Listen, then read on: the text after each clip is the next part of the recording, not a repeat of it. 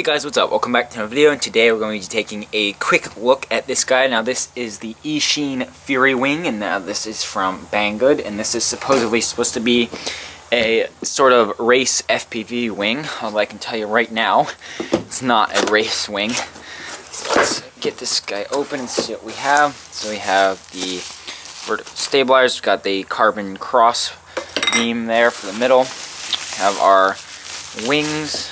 There are two separate wings with 9-gram servos already installed, all nicely bubble wrapped. That's pretty nice actually, so they don't get damaged. We got a set of stickers there. We've got a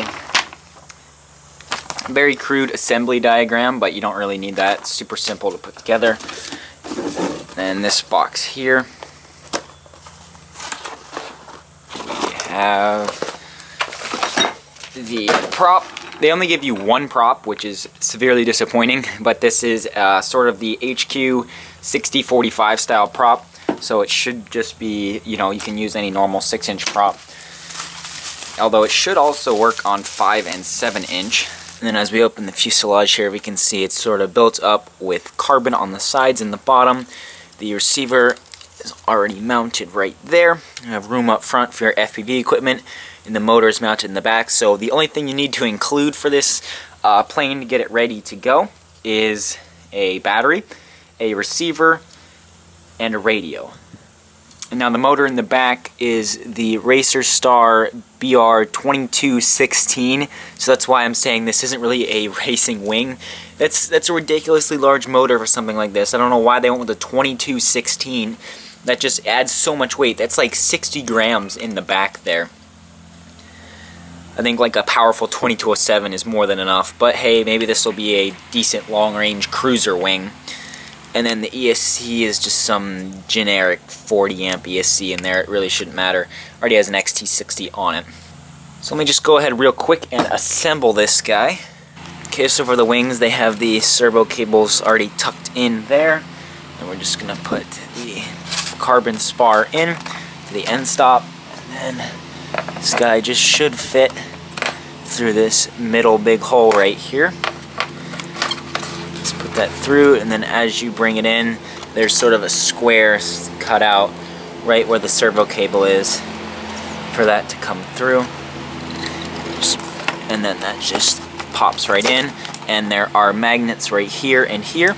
I'll show you on the other wing, so you can see those magnets in the wings. So the wings just do pop on and off like that, so that's kind of nice, although they are a little bit sort of weak. They don't hold it on that well. Let me get the other wing on. Alright, and then the bag with these stabilizers also comes with 2 little screws, so you do have to screw these guys on. They do have, interestingly, they do have sort of like a already press fit for if you wanted to add a servo and add a rudder to this, but it just comes set up to be used with elevon control. But one thing I just noticed, if you look at this servo, look at this. It's not even glued in. Let's see what the other one is. The other one's glued in just fine. This one's tight in there. But make sure you check that. Shame on you, Eachine.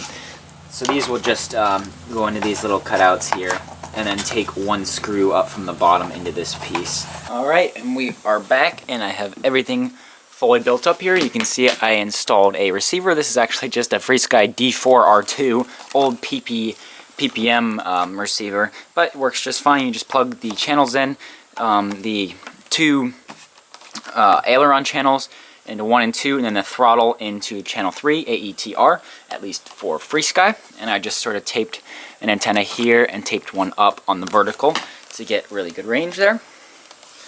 And I also adjusted these guys. I took the little rods out, and the holes actually aren't big enough on the servo heads besides the one that they have, so I took my soldering iron and just melted the hole out just a little bit bigger on the top, so I can use the very top hole so I can get the maximum throw. Because this is actually not my first Eachine Fury Wing. I actually got one you know, about a month ago, and it's all smashed up now, so I've learned a lot since then.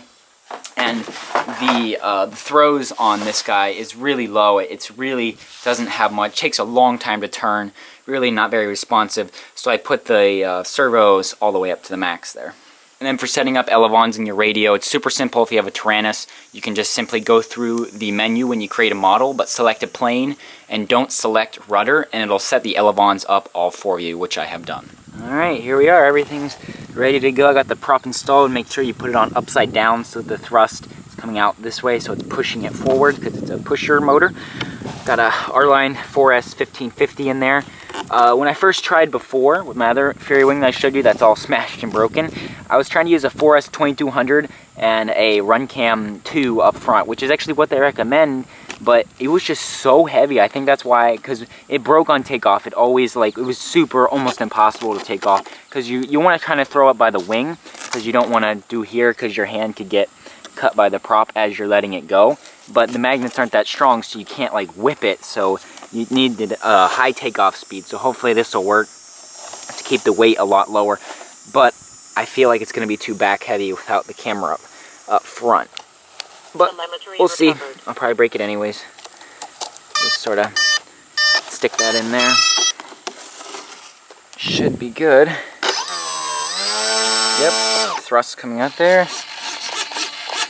Everything seems to be working all right. So here goes nothing.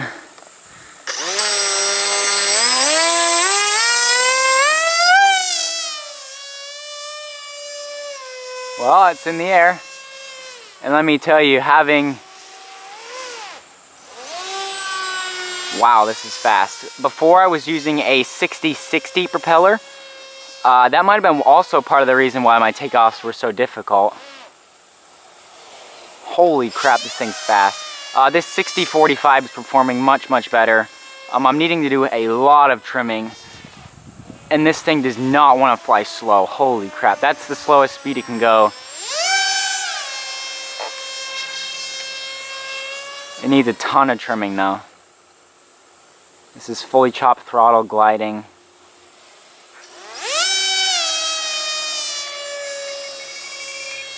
Oh, that's okay. I remember now. Because my channels are reversed on this to get everything to work the right way. So I'm trimming, and I'm trimming to the right, but I need to be trimming to the left. Don't worry about it. Stuff's reversed in my radio. So I was trimming it the wrong way, so I gotta try and get back to the left. Trim center. Okay, now I can start going the right way.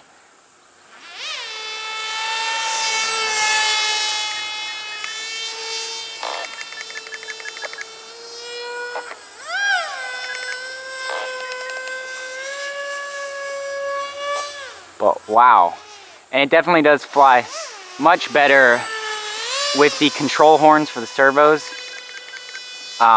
in the top position instead of where they are stock. And I don't have any sort of battery monitoring on this guy. I'm just kind of going still full speed pass. Wow, this was so much easier to take off when it was way lighter.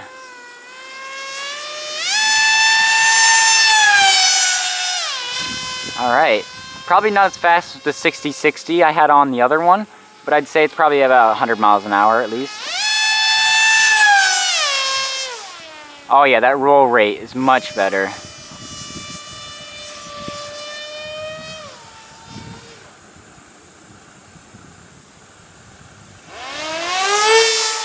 Alright, let's see if I can't land this thing. It's just so crazy. Alright.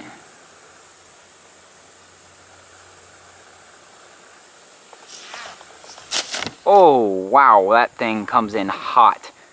But I think we should be alright. The wing did pop out through my battery, but yeah, it all works. So let me check what this battery's at. Alright, so we're back. I fixed some of my trims. I checked the battery. It's only at 15.7 volts, even after a few minutes of flying there. So I'd say probably maybe 10 minutes flight time on this guy. It's, you know, this huge honking motor in the back there can turn a 6-inch prop so easily. I'm actually kind of tempted to put a 7-inch on, because it could definitely clear here. You might be able to fit an 8-inch and see for long range maybe once I get some FPV gear in there. But let's just see if I can take off again without dying. And that's what happened with the telemetry lost.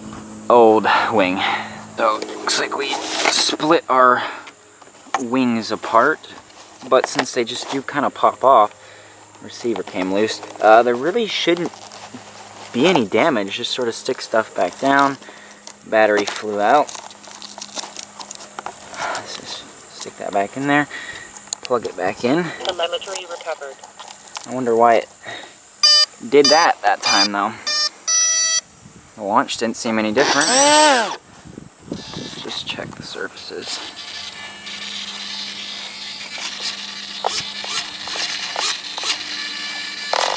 Alright, let's try it again. I really want to throw it like this, but I don't want to hit my hand on that. Alright, let's see if I can. Alright, so yeah, just make sure you really give it a decent bit of throttle on the takeoff, and try and throw it as hard as you can with your hand, but you gotta be careful so you don't detach the wing. But yeah, it just stalled out last time. And having a lighter weight setup like this with a 1500 milliamp hour battery and no HD camera definitely helps. It actually flies pretty nice. And definitely I would recommend doing the control horn mod that I did by swapping them up to the top notch so you have more throw. Because, see, that's a full roll right there. Well, that was really slow. There's a full roll. It's about half as slow on stock, so it's really hard to turn in anything under like a 50-foot area. Now I can do it in like 20-foot area. There's a loop. Let's do one over here so you can see it.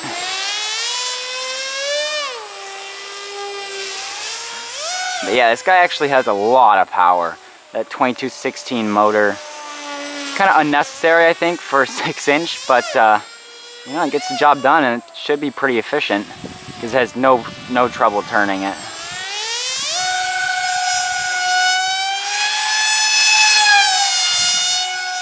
I don't know, I said you couldn't race this wing, but maybe you could. I know actual race wings are quite a bit faster than that, but I don't know. Pretty fun to fly though.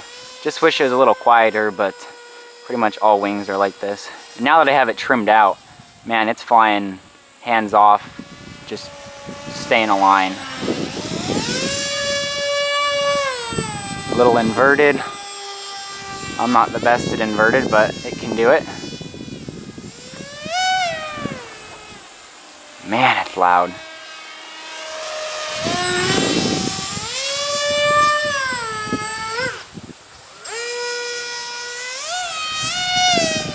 Definitely doesn't like going inverted, doesn't have as much control and thrust it seems, or lift it seems, but it will do it. Just obviously is optimized for regular flying.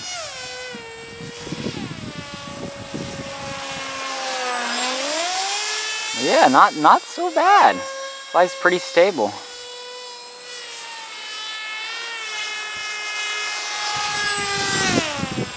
See what happens if I stall it straight up.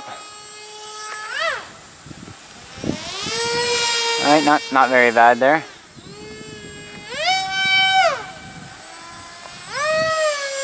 Seems to like to tip over on its back. Definitely, I think it can. Oh yeah, it can climb straight up, for sure.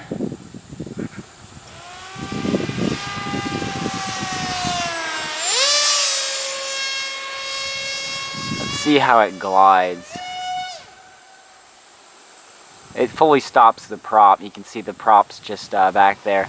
So it's actually, I think, pretty good for gliding. I'm not that sure. I know a folding prop is best, but that's better than having the prop spin because that acts more like an air brake, I think.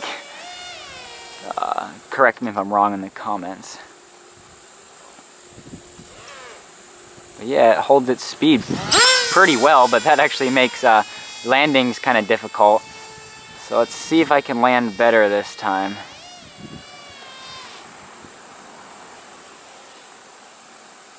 Maybe keep the prop spinning just a little bit. Oh, my bad.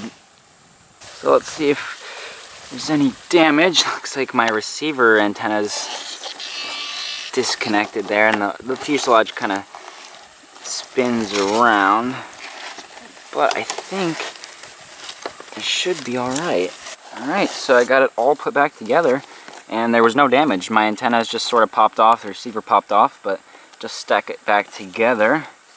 All the foam's holding up well. These tips are just a little bit bent there, but yeah, I think it's doing alright. The foam in the front's pretty thick, the leading edge, you can see, hopefully got a few little dents from that branch strike. That was totally my fault on the landing. Not that great at flying wings, but yeah, this guy definitely was a lot of fun. I'm not really sure what I'd recommend it for, because it does have the nice cutout in the spot for FPV up front, but it's just so, it really can't fly very slow, and it's a cheap, sort of a cheap quality, cheap price point of a wing. You know, I'd be inclined to recommend it to a beginner, but it's kind of hard to fly. I'd say definitely, for sure, do not get this as your first plane. But if you have a decent amount of plane experience and you want a cheap wing for maybe some sort of long range flying, I think this might be a good option because of how nicely it cruises and how efficient this motor is going to be, and hopefully on a 7-inch prop, which I'll try later. Pretty decent overall. It does have these sort of skids on the bottom there for the grass, but I find that when I crash, I just go into the front. But luckily the carbon, this takes most of the impact there. So yeah, that was the end of the video. Definitely enjoying this guy so far. I'm going to charge up another battery and go at it again. Please subscribe, and I'll see you in the next one.